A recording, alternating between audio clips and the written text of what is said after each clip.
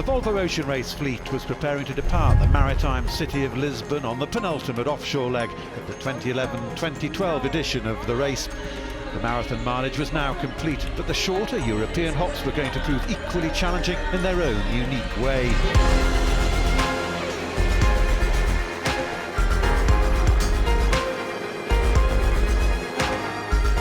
The fleet will leave Lisbon and head west back into the Atlantic Ocean to the turning point of the island of São Miguel in the Azores. They'll then sail northeast back towards Spain and across the Bay of Biscay towards Lorient, a journey of 1940 nautical miles. The shorter leg distance means that there's no margin for error and any mistake could be costly. Getting a jump at the start could also be the difference between success and failure. But before heading back out into the Atlantic Ocean, the fleet gathered to contest the Oeiras In-Port Race. And with 6 valuable points awarded to the winner, it was going to be a mouth-watering clash and a stunning spectacle. Conditions were perfect, with the breeze blowing up to 15 knots as the boats jostled for position in the pre-start. Any thoughts of the leading boats opting for a conservative, defensive approach were quickly dispelled when Telefonica tangled with Puma at the committee boat end of the start line. And Telefonica have put Puma under the pump. The flags are flying. Red flag. Both crews waited for the umpire's decision, which went against the Spanish boat, declared guilty of not sailing their proper course. Telefonica commenced their penalty turn, whilst in the middle of the Tagus River course, Camper and Groupama took advantage of their rivals' misfortune. This is a flying machine. Look at this thing powering down the Tagus River. As the fleet headed towards the 25th of April bridge, it was obvious there were big pressure differences all over the course, with lighter conditions apparent on the city side. As the leaders sailed underneath the crossing, Camper had squeezed into the lead ahead of Groupama. So it's Camper have just snuck into the lead, but there's nothing in it. The two leading boats swapped the lead several times, but at Mark 1 it was Groupama in the ascendancy. Camper rounded in second, with Abu Dhabi making big gains close behind in third. With Groupama stretching away, it was the turn of Camper and Abu Dhabi to battle hard, and the Emirati boat was looking sharp until they got caught up in the spectator fleet, which proved very costly. Oh, spectator boats in the fleet. Oh, this! Come on! I hope there's not a collision here. This could be a shocker. Look at Abu Dhabi having to thread the needle here between spectator boats. At the rear of the field, Sanya was doing an excellent job of keeping Telefonica at bay, while Puma capitalised on Abu Dhabi's traffic issues to move into third. By Mark 2, Groupama was stretching away, while Puma enjoyed extra pressure to round the opposite mark to the French boat in second position, with Camper trailing in third. Abu Dhabi fell to fourth, with Team Sanya behind them, but any hopes of a Team Telefonica comeback were thwarted when they lost control of their spinnaker after their rounding. The sail acting as a giant brake as the rest of the fleet sailed away.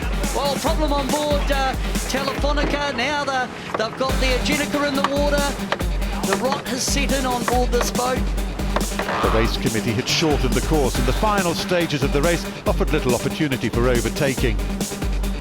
There was cause for concern for Sanya at Mark 3 when they had problems with their sail, but Telefonica failed to make any big inroads on the Chinese boat. Sanya have got Sanya's having a shocker. They've had a shocker. So Groupama, the current overall leaders, increased their lead, with a beautifully judged victory followed home by a delighted Puma Ocean Racing. Puma absolutely steaming it. Camper finished in third, disappointing considering the Spanish Kiwi team had led in the early stages. Abu Dhabi Ocean Racing's hopes of the in-port race title faded as they finished fourth, with Team Sanya in fifth. For the third consecutive time, Team Telefonica crossed the finishing line at the back of the fleet, their impetuous start and crew errors costing them valuable points. And they will be gutted on this boat. 3 last places in a row for the Spanish. Overall, Groupama extends their lead to 8 points over the Spanish team. Puma Ocean Racing now sits just 5 points behind Telefonica. The scene set for a thrilling leg 8. Departure day for the team, starting as always with a race around the inshore course before heading out to open water. Well, look at this. Here's a split. We've got 3 on starboard, 3 on port, and the starboard boats have the rights as we come down 30 seconds, 17 seconds to go. 15 we can seconds. see Puma have gone for a hoist, and it's Groupama coming across on starboard. They have the rights, and Camper are also coming in on starboard. As we come up to the start, 3 to go. We're into the start from Lisbon through to Lorient, and there goes the cannon, and we're away with Groupama jibing as the gun goes. Telefonica down to leeward. Where's Camper? They were up on that windward side. Camper have started right at the pin end, and that pin end start, Martin, could be pretty tidy if they can get pressure and move forward. Up goes the flag there. That'll be for port starboard on Groupama. So the port attack by Frank Camus and his team. Well, look at that. Mark Cavell, call it as you saw it. Well, we were down on the committee boat, and the time and distance from Kenny Reid on Puma was absolutely perfect. But crossing the line slightly after that was Camper, but they have now got the lion's share of the breeze. They are to windward. They're in less current, and it's definitely Camper taking it on. I'm seeing Puma squeeze forward as well. We're seeing a green flag on the Empire boat, so no protest there. That was Groupama on a port starboard with Telefonica, and that protest has been dismissed. Looking a little bit untidy here on Abu Dhabi. Oh, they've got a big twist. It's on the wrong side of the forestay. Wow, it's getting worse. It's Justin Slattery trying to sort it out. What a mess. And here we've got Puma absolutely flying along in the middle of the river there with Kenny Reid at the helm. Get that face. That's telling its story. And there's Camper on his inside as Kenny Reid glances across. Camper have got a bit more pressure there now. Now look at the effect there of Puma in the current. They're a little bit further out into the stream, and Camper have just snuck round the end there, and Camper are pressed up. Puma lead Camper, but the inside, will the inside pay in a little less current?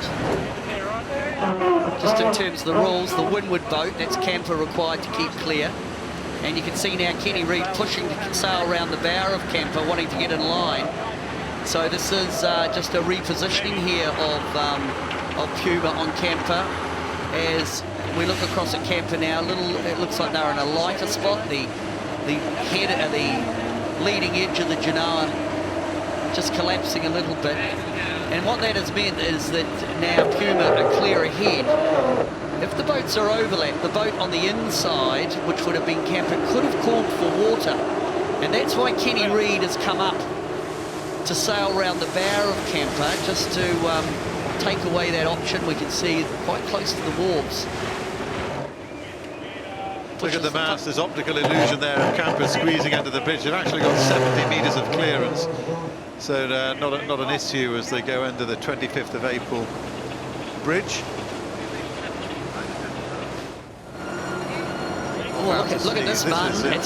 It's gone very light dead out quiet in the middle. there for Groupama, and Telefonica have sailed round their bow. So Telefonica didn't have the greatest start, but they've got round in front of Groupama under the bridge. We'll just go, Mark, Abu Dhabi, you know, they're a long way back, but right now they're out midstream, but they've probably got a bit better pressure. How do they look? Well, they're a long way back, but like I said, if this fleet up on the wall does spend a bit of time in no breeze, Abu Dhabi will be marching through. And that's really their only hope down there, just crossing the middle, right out in the current. So Puma, after winning the start, they got a beautiful port start, they were clean. They've extended down leg one. They're now coming to the turning mark, the yellow Volvo Ocean Race inflatable mark there. Reid with his left hand there, pressing the buttons on his dashboard to manoeuvre the keel, swing it up onto the windward side. It's Camper, down comes the furled sail. Loved to have dropped that to the windward side, but it's fallen to the leeward side, and hanging on to it. They'll probably get that after the tack. That'll then become the windward side, but they've got the furl And looking back down the course, it looks like Abu Dhabi's round those 3 boats. So Abu Dhabi is finally back into 3rd position here. So that worked out pretty nicely for Abu Dhabi. They didn't want to follow the bunch after their problems off the line. So Camper around the mark. And this is Abu Dhabi, what a leap they've made the recovery. made. They have made a fabulous recovery after really a bit of a horror start. This is the Commerce Square here, just off the turning mark here. It was the Palace Square, and it's destroyed in 1755 by an earthquake. The effects of which, there was a huge tsunami as well. The effects of that were felt all the way up to Cornwall in England. Can you imagine that, about 3 meters?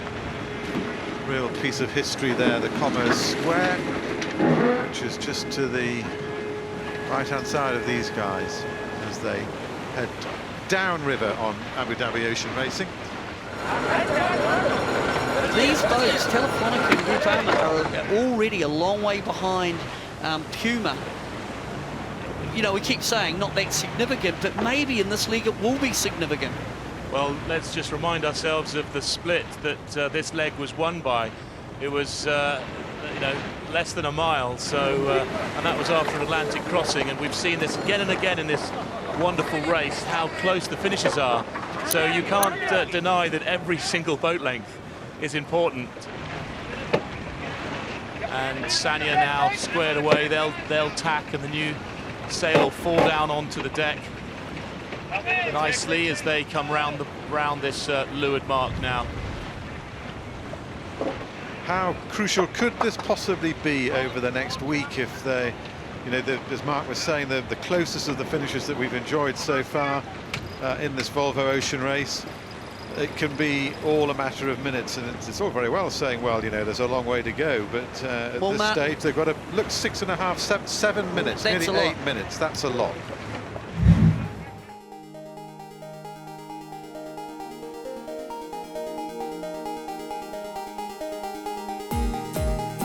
Aside from Portugal's famous maritime history, the country is also famed for its golf courses. 2 of our skippers and their select teams visited the Oeiras Dunes, a golf club that has played host to 4 Portuguese Opens. Ian Walker, fresh from his leg 7 win, took on Ken Reid in a battle to settle an old score that harked back to a bet made during leg 4, when Walker allegedly bet that Azam would finish ahead of Marmostro. Although Reid won the bet, Walker never paid up, depending on whose version of events you believe and the exact wording of the bet. Well, you make up your own mind. So how do you think we should do it? You've got blown a bit out of proportion, but I did bet Kenny that if he was first to Auckland, I'd buy everyone in his team a beer, but sadly they were second, so he just missed out on that. He's almost in denial at this stage about this bet. He's been worked up about it. He knows he welched on this bet, and so we're on the golf course today to try to come good, you know. But we have to beat him again, of course. He's manipulated this into a fact that we have to beat him again. Once the golf got underway, it was clear that after negotiating the world's toughest oceans, the players, and particularly watch captain Brad Jackson, struggled to find the fairway. Jackson found the green with his first shot. Unfortunately, it's the wrong green. You guys are just here to film a train wreck. Holy! I'm gonna throw up. How did you lose your watch captain? Well, it's a funny story. Looks like Kenny's hid it in the woods. I'm going to go and see if I can help him find his ball. All right. Looks like you've lost it. I have lost it, as always. I've lost it. Thank you. What's up? Could it be yours? I think I just hit the wrong ball. We're +2 as a team. We're not that good. I think we've been playing pretty conservatively. Found the woods a few times. By the look of things, I think we're doing pretty well compared to the guys over in Abu Dhabi. What you see here is I hit the ball down, Kenny was here, he's clearly picked my ball up and thrown it in the bunker. Yet another example of Kenny cheating today.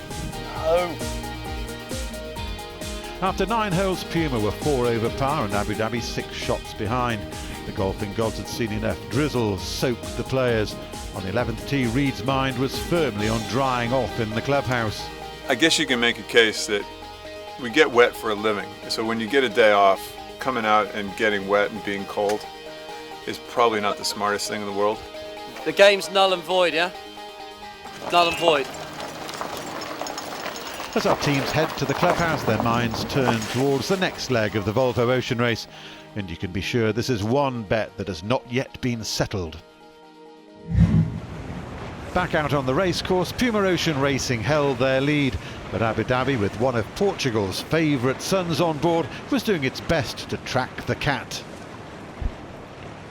Luis Figo, welcome. How do you feel about jumping off the back of this boat? Well, I prefer to be in the boat than to jump on the water, but it's okay, it's okay. What's it's a great experience. What is it like as an experience? What has impressed you? Well, it's amazing how the people here work together like a team. I think it's fantastic. I just wanted to help, but I don't know how. But looks like you want to be part of them. It's very nice. Now, have you ever done anything like this before? No, it's my first time and it's been a great experience. Okay, now can you swim? Sorry? Can you swim? Well, I'm gonna try.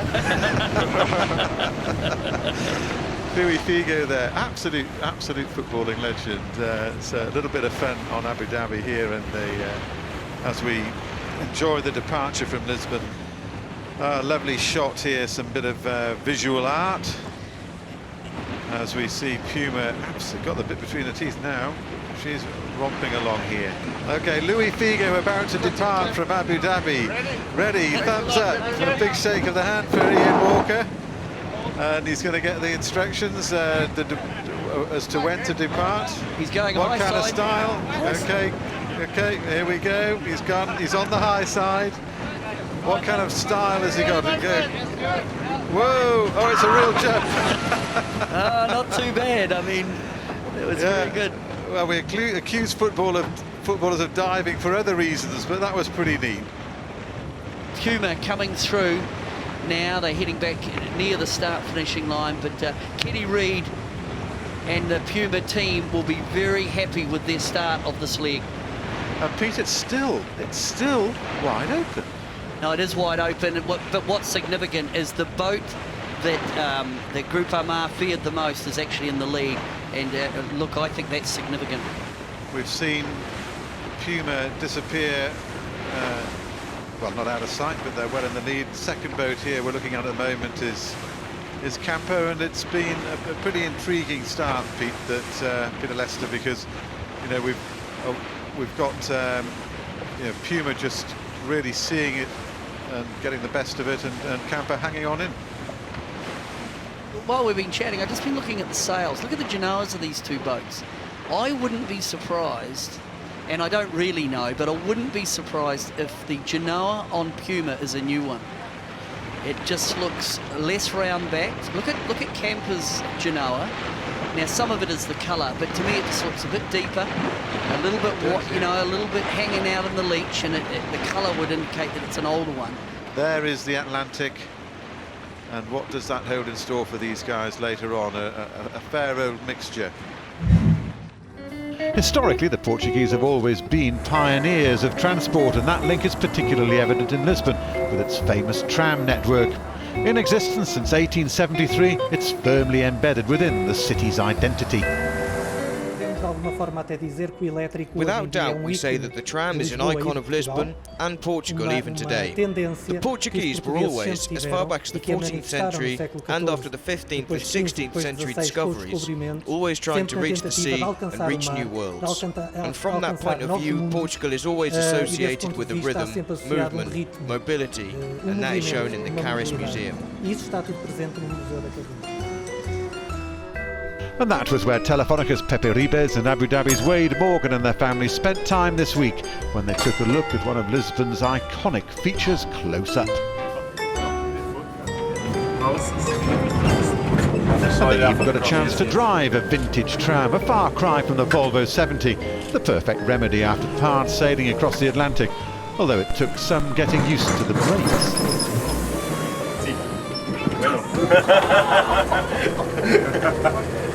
Okay, now you have to pay the bill. Come on, the ticket. Everyone is here. After testing their skills, the sailors were then treated to a private tour of historic Lisbon, leaving the driving to the professionals. It was a chance to reflect on time spent in the city and fun had at the museum. Bueno, pues la verdad que ha sido una experiencia muy bonita visitar el museo de los The museum visit was a great experience. They exhibit the first horse tram to modern-day trams. We had the opportunity to drive a vintage one. It was very interesting and its brakes were very sensitive. In fact, I had some problems to slow down. Now we're on a tour around Lisbon in a private tram, and it has been a great experience. Una vuelta turística por Lisboa. La verdad, con un tranvía solo para nosotros, una experiencia increíble. Pretty impressed actually with the workmanship, and obviously the tradesmen that built these trams years ago were pretty perfectionist sort of people, and as a mechanically minded kind of guy, that's what I'm into as well. I'm not very good at reading books, you know, so I enjoy seeing that side of things and the way they're built, and having a drive was pretty good. They're quite sensitive on the brakes, so Pepe learned that. He was pretty bad, but otherwise it was good times.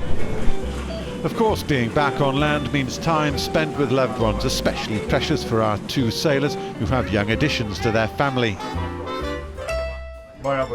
Spending time with my family is the biggest motivation, other than winning the race. They always travel to wherever I am. Here in Lisbon, we've had a few days off, and I've tried to spend as much time as possible with them.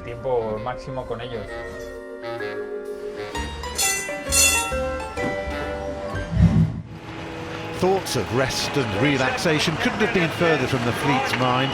There'd been no positional changes as the boats completed the inshore course and headed out to sea with Puma leading the way.